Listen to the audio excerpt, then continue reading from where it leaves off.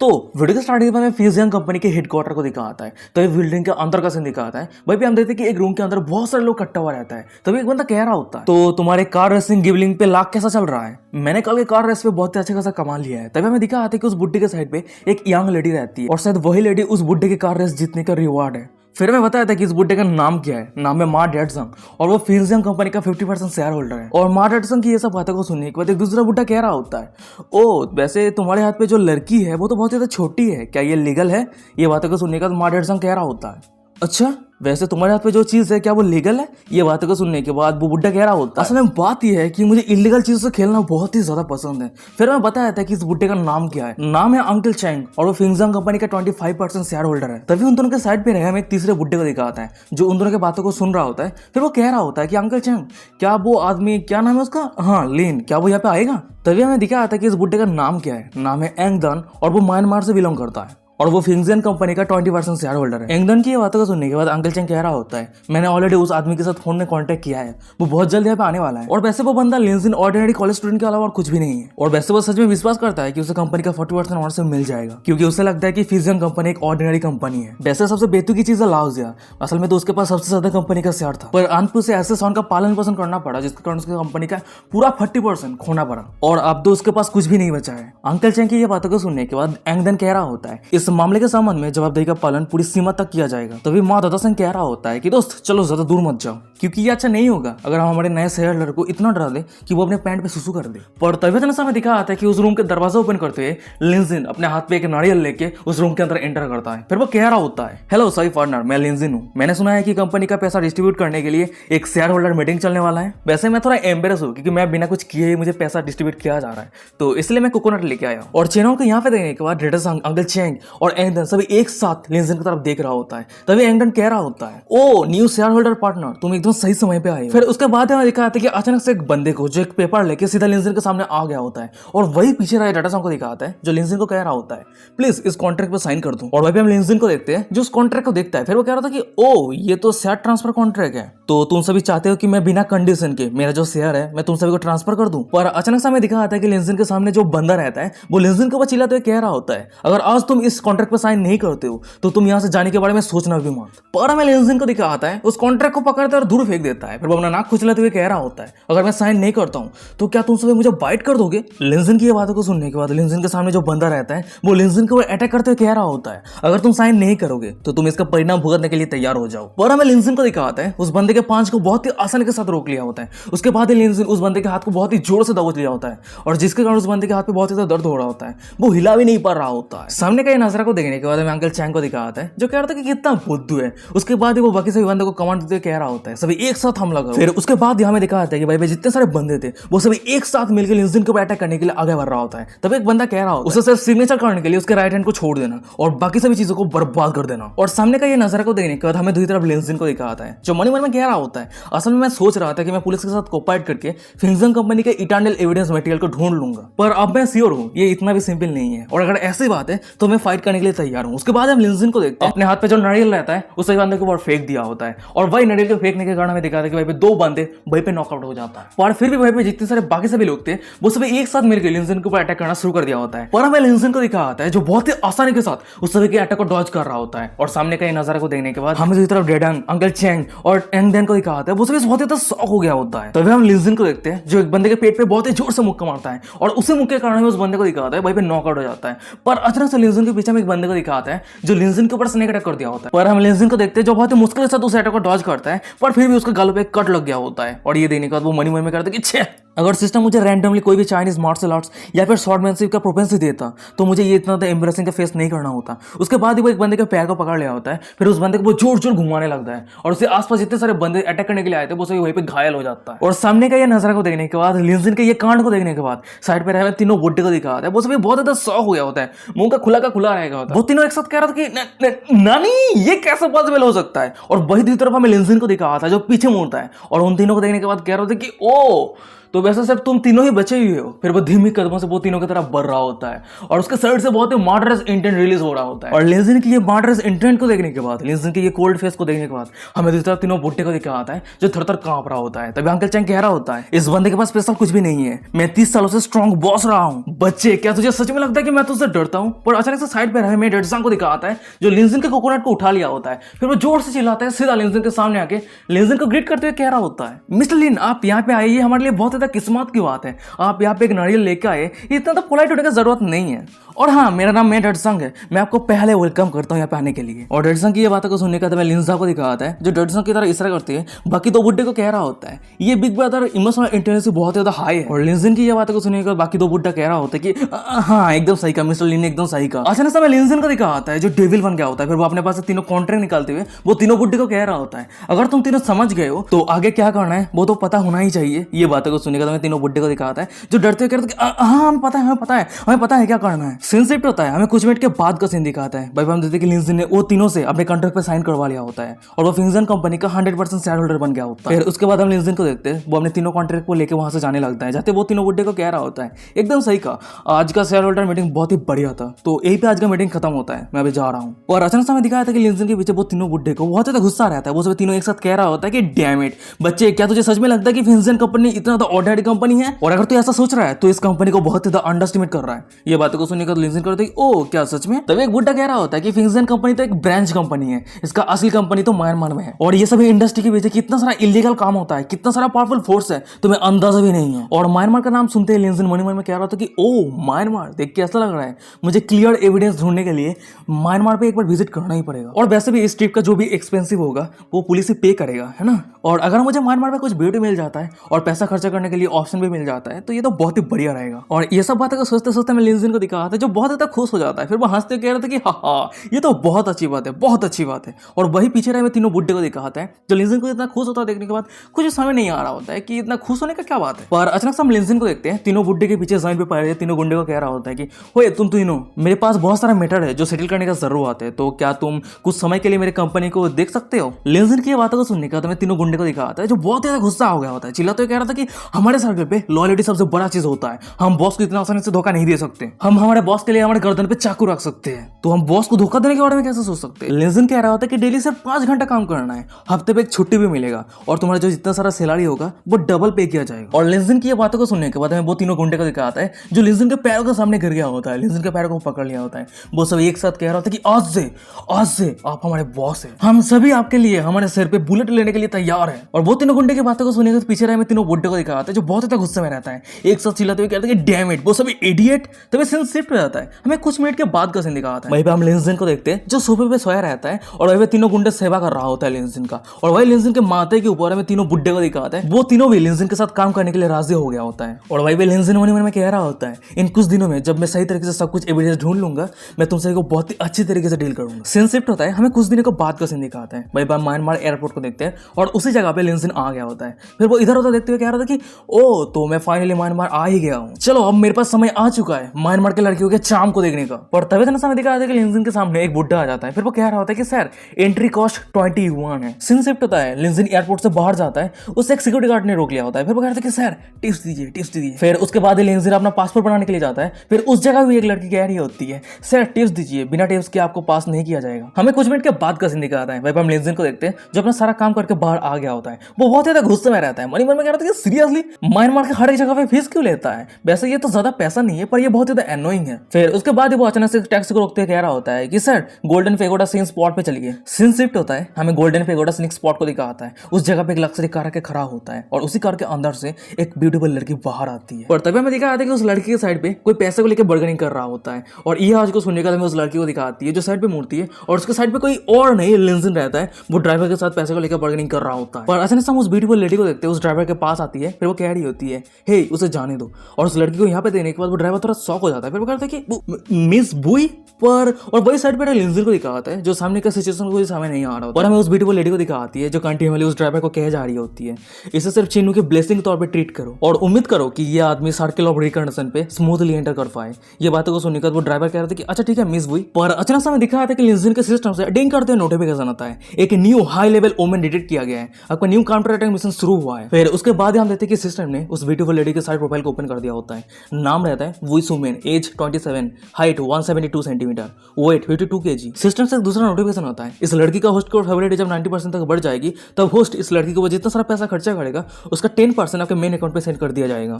और इस लड़की का होस्ट के ऊपर करंट फेवरेलिटी 0% है। और ये नोटिफिकेशन को देखने के बाद लिंजन मन में कह रहा था कि वाओ, इस लड़की के कारण मेरे सिस्टम का काउंटर अटैक मिशन ट्रिगर हो गया। वैसे मैंने अभी नोटिस किया कि वो ड्राइवर ने इस लड़की को मैडम करके बुलाया, अंतिम संस्कार के लिए उसके पोशाक पहनने और फिर पुनर्जन्म के चक्र में प्रवेश किया। मेरे सिस्टम का दिया हुआ नया एस लेवल के केनो डिमेंशन स्किल को यूज करने का ये एकदम सही अपॉर्चुनिटी है। फिर उसके बाद हम लिंजन को देखते हैं, जब ने केनो डिमेंशन स्किल को एक्टिवेट कर लिया होता है, फिर उस लड़की की तरफ देख रहा होता है। फिर वो मन में कह रहा होता है, काली भोए के साथ उसके चेहरे के हाव भाव को देखकर ऐसा लगता है कि उसके कोई करीबी का हाल ही में निधन हुआ है। और उसके साथ ही साथ इस लड़की ने रिसेंटली कुछ दुर्भाग्य का सामना किया है। सच में ये बहुत ज्यादा अमेजिंग है, ये केनो डिमेंशन स्किल एस लेवल के ओढ़ती है। फिर उसके बाद हम लिंजन को देखते हैं, उस लड़की का पीछा करने लगता है। फिर वो मन में कह रहा होता है कि ओ, तो अभी तुम्हारी फाइनेंशियल प्रॉब्लम चल रही है, और कितना अनफॉर्चुनेट है, तुम्हें जितना पैसा का कमी होगी मैं उतना ही ज्यादा खुश होऊंगा, क्योंकि मुझे और भी ज्यादा पैसा खर्च करने का मौका मिलेगा। सीन शिफ्ट होता है, मैं कुछ सेकंड के बाद का सीन दिखाता है। भाई हम वो लड़की को देखते हैं और वही पीछे में लिंजन को दिखाता है, जो एक स्टोन गेमलिंग की जगह पे आ गया होता है। और सामने कई नजर को देखने के बाद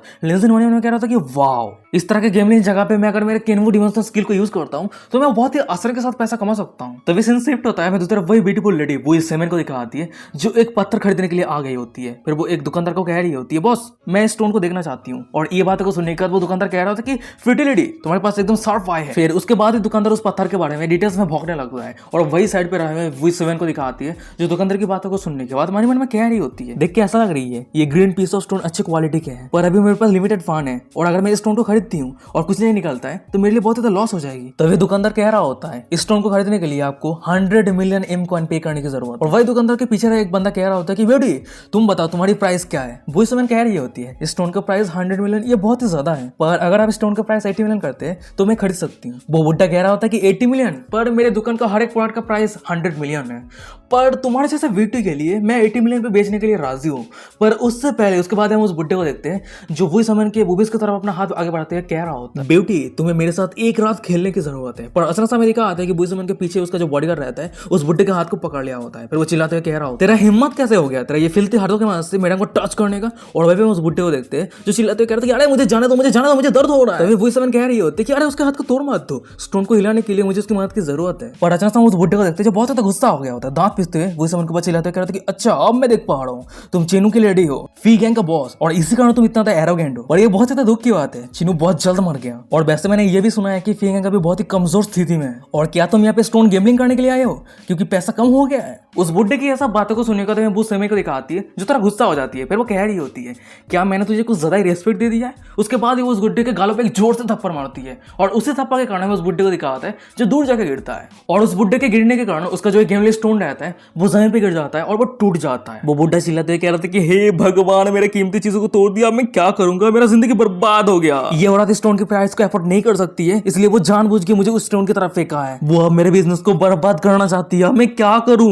और अगर तुम्हारे चिन्नू के बैंकक्रप्ट हो गया है तो क्या तुम सभी के पास अभी भी हिम्मत है गैम्बलिंग करने का? उस बुड्ढे की ऐसा बातों को सुनने के बाद वो सुमे को दिखाती है, जो थोड़ा आने से फील करने लगती है। फिर वो मन में कह रही होती है, अगर ये पैसे की बात नहीं होती तो मैं, चलो छोड़ो, अगर मैं इस सभी को पैसा नहीं देती हूँ तो क्या पता बाद में ये सभी मेरे लिए क्या पर्सन इकट्ठा करे। पर तभी से ना समय दिखा रहा है कि वो इस समय के सामने लिंजन आ गया होता है। उसके बाद वो अपने पास से कार्ड को निकाल लिया होता है। फिर वो उस बुड्ढे को कह रहा होता है, 100 मिलियन एम कॉइन है ना, तो ये 3,50,000 ईवन के बराबर है, तो चलो इस कार्ड को जल्दी से स्वीप कर लो। और लिंजन को यहाँ पे देखने के बाद, लिंजन की सब बातों को सुनने के बाद हमें उस बुड्ढे को दिखा आता है, जो गुस्सा हो जाता है, दांत पिसते कह रहे थे कि तुम कौन हो, क्या तुम चाइनीज हो? लिंजन एक छोटा सा स्माइल करता है। फिर वो कह रहा होता है, जब मैं चलता हूँ मेरा नाम चेंज नहीं करता हूँ, और जब मैं बैठता हूँ मेरा सरनेम मैं चेंज नहीं करता हूँ, हाँ मैं चाइनीज हूँ। लिंजन की बातों को सुनने का सामने रहे हमें उस बुड्ढे को दिखाता है, और उसी बुड्ढे के साइड पे हमें बाकी सभी बंदों को दिखाता है, जो लिंजन को गाली देने लगता है। भाई एक बंदा कह रहा था कि अरे ये तो चाइनीज स्पीक है, अरे तुझे यहाँ पे बातें करने का कोई परमिशन नहीं है। भाई एक दूसरा बंदा कह रहा था कि अरे यहाँ से दफा हो जा। तभी लिंजन के सामने रहे वो बुड्ढा कह रहा होता है, चाइनीज लोगों के लिए यहाँ पे गेमलिंग करने के लिए उसे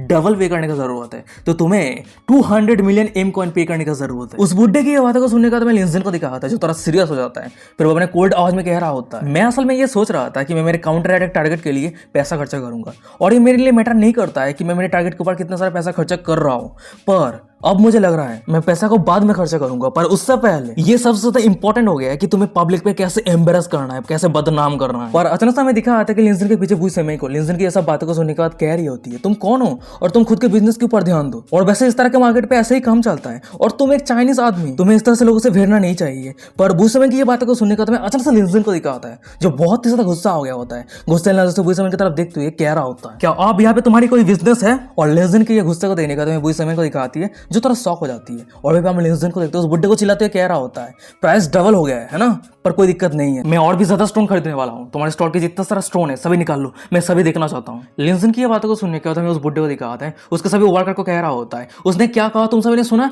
मेरे स्टॉल के जितने सारे स्टोन है सभी लेके आओ। उस बुड्ढे की सब बातों को सुनिएगा तो वो सभी बंदा कह रहा होता है कि अच्छा ठीक है बॉस। और वहीं पे वो बुड्ढा मन में कह रहा होता है वाह आज मेरे डोर पे तो पिग आ गया है, बुद्धू बनाने के लिए एकदम सही समय, आज तो मेरा लकी डे है, आज तो मैं फॉर्च्यून कमाने वाला हूँ। वैसे मेरे स्टॉल के अंदर जितने सारे स्टोन है वो सभी स्टोन को एक्सपर्ट ने एग्जामिन किया है। वैसे बाहर से ये स्टोन को देखने में तो अच्छा लगता है पर वास्तव में ये सब कुछ बेकार है। सीन शिफ्ट होता है, हमें दूसरी तरफ लिंजन को दिखाता है जो अपने स्टोन को चूज कर रहा होता है और वो अपने सिस्टम से दिया हुआ स्किल को एक्टिवेट कर लिया होता है। फिर वो मन में कह रहा होता है ये सभी स्टोन रिवर्स साइड के है, सैडी सेल के है और कलर भी यूनिक है। फिर उसके बाद हम लिंजन को देखते हैं जो एक जगह पे बैठ गया होता है और वो अपना चूज किया हुआ स्टोन आसपास रख दिया होता है। उसके बाद ही वो मन में कह रहा होता है कि फाइनली मैंने 8 स्टोन को चूज किया है। वैसे मेरे सिस्टम का दिया हुआ स्किल की मदद से मैं स्टोन को थोड़ा सा ही जज कर सकता हूँ पर स्टोन के अंदर जो कलर है वो डीप तक मैं जज नहीं कर सकता। ये सभी स्टोन तो सही है पर मैं 100% गारंटी नहीं दे सकता कि मैं स्टोन की मदद से अच्छा खासा प्रॉफिट कमा सकता हूँ, पर फिर भी मैं सेम टाइम पे केनो डिमेंशन स्किल की मदद से अच्छी तरीके से जज कर सकता हूँ। फिर उसके बाद लिंजन हमने केनो डिमेंशन स्किल को एक्टिवेट कर लिया होता है और वो अपने कुछ हैंड साइन करने लगता है। उसके बाद ही अपने हाथ पे जो कॉइन रहता है 2 कॉइन एक एक करके हर एक स्टोन के साइड पे फेंकने लगता है। फिर वो कह रहा होता है एक एक करके holy grail yes, dark cup no, holy grail yes. Scene shift होता है, हमें कुछ सेकंड के बाद का सीन दिखाता है। भाई हम देखते हैं कि लिंजन के आसपास बहुत सारे लोग इकट्ठा हो गया होता है और लिंजन के ये सब हरकतें को देख रहा होता है। तभी उस स्टॉल के ओनर कह रहा होता है कि ओ तो तुम मिस्टीरियस प्ले कर रहे हो। पर अचानक से हमें लिंजन को दिखाता है जो अपने जगह से उठ गया होता है और वो अपने स्टोन सिलेक्ट कर लिया होता है। फिर वो कह रहा होता है कि मैं ये 5 स्टोन को सिलेक्ट किया हूँ, जैसे से काट लो। लिंजन की ये बातों को सुनने के बाद वो बुड्ढा कह रहा था कि अच्छा ठीक है कोई दिक्कत वाली बात नहीं है, पर उससे पहले तुम्हें पे करने का जरूरत है।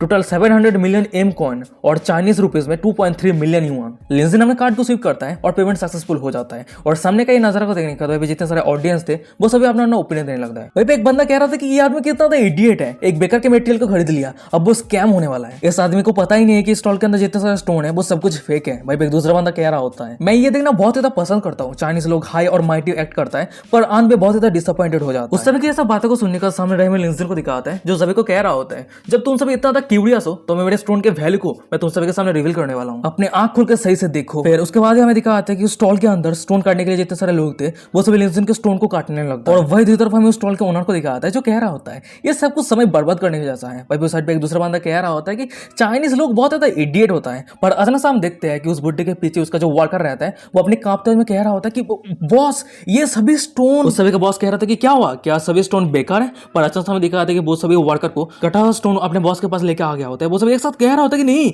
ये सभी स्टोन के अंदर तो जेड है। और सामने के नजर को देने का उसके बॉस को दिखाता है वो टोटली शॉक में रहता है, आंखें बाहर आ गया होता है। वो चिल्लाते हुए कह रहा था कि 2 purple Z, 2 full green ice type और एक 1 इंपीरियल ग्रीन। और सामने का ये नजारा को देखने के बाद ऑडियंस पर में सभी बंदों को दिखाता है, उसके साथ ही साथ हमें वही समय को दिखाती है जो बहुत ज्यादा शॉक हो गई होती है। तभी हमें दूसरा सभी बंदों को देखते हैं जो लिंजन को घेर लिया होता है और लिंजन को वो सभी स्टोन को खरीदने के लिए वो सभी अपना बीट लगाने लगता है। भाई एक बंदा कह रहा था कि सर मैं आपके वो पर्पल जेड को खरीदने के लिए 2 मिलियन पे करूंगा। भाई एक दूसरा बंदा कह रहा था कि सर मैं आपको 3 मिलियन पे करूंगा। भाई एक तीसरा बंदा कह रहा था कि सर मैं आपको 4 मिलियन पे करूंगा, मैं आपसे भीख मांगता हूं प्लीज मुझे वो सेल कर दो। लिंजन के पीछे रहे में वो सेवन को दिखाती है लिंजन के वो सभी जेड को खरीदने के लिए। लिंजन को कह रही होती है कि मैं भी, पर अचानक से हमें दिखा आता है कि वो सेवन के सामने एक बंदा आ गया होता है। फिर वो लिंजन को कह रहा होता है मैं आपके सभी स्टोन को खरीदने के लिए 75 मिलियन युआन पे करूंगा। उस सभी की ऐसा बातों को सुनने के बाद लिंजन कह रहा होता है आप सभी का बिडिंग प्राइस बहुत ही ज्यादा हाई है पर फिर भी मैंने ऑलरेडी मेरा डिसीजन ले लिया है। फिर उसके बाद हम लिंजन को देखते हैं जो वो सेवन की तरफ इशारा करते हुए कह रहा होता है मैंने डिसाइड किया है मैंने ये सभी जेड को उस चार्मिंग लेडी को गिफ्ट के तौर पे देने वाला हूं। और लिंजन की ये बातों को सुनने के बाद हमें वो सेवन को दिखाती है जो थोड़ा शॉक हो जाती है, ब्लास्टिंग करने लगती है